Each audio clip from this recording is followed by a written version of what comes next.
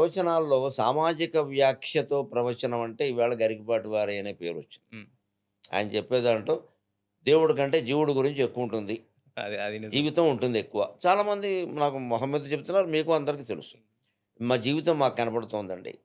ఇది ఇది ఇది కూడా ఒక శిఖరాగ్ర స్థాయి. ఎందుకంటే అసలు ప్రవచనాన్ని సమాజం గురించి చెప్పొచ్చు, సామాజిక వ్యాఖ్యతో చెప్పొచ్చని చాలామంది పురాణ ప్రవచనకర్తలు ఇదివరకు అనిపించలేదు చాలామందికి. అనిపించినా దాన్ని ఆచరణలో పెట్టల.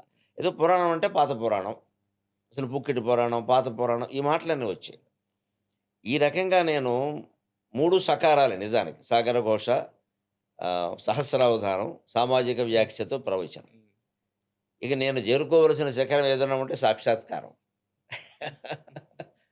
నాకు మనసులో ఒక ప్రబలమైన కోరిక ఏమిటంటే, మిమ్మల్ని చూస్తున్నంత ఇదిగా నేను పరమేశ్వరుడిని చూడాలి అంతే. హ్మ్. మీరే పరమేశ్వరుడు అనుకోవడం కాదు.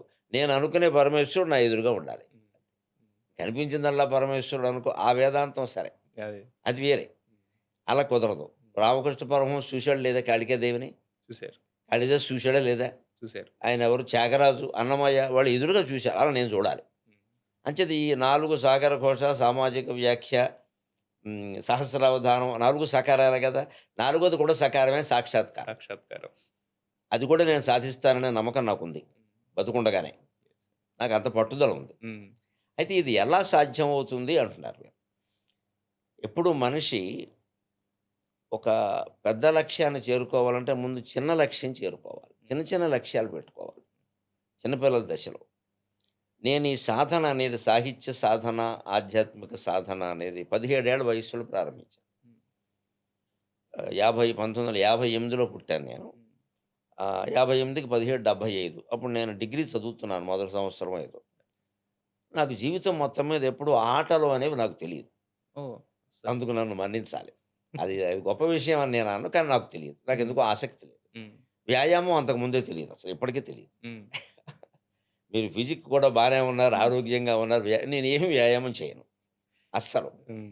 నాకు ఒక అడుగు కూడా వెయ్యను. నడక లేదు. కానీ నడవాల్సొస్తే ఆగను. హ్మ్.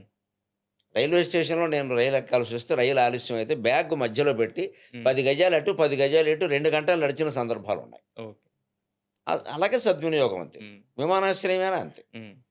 అంతేగాని ప్రత్యేకించి పనిగట్టుకుని నడవడం ఇదివరకు అలవాటు లేదు. ఇప్పుడు సాధ్యం కాదు నాకు. హ్మ్. నాకు కూడా 100 మంది వస్తారు ధర్మ సందేహాలు మొదలెడతా. అది కుదరదు.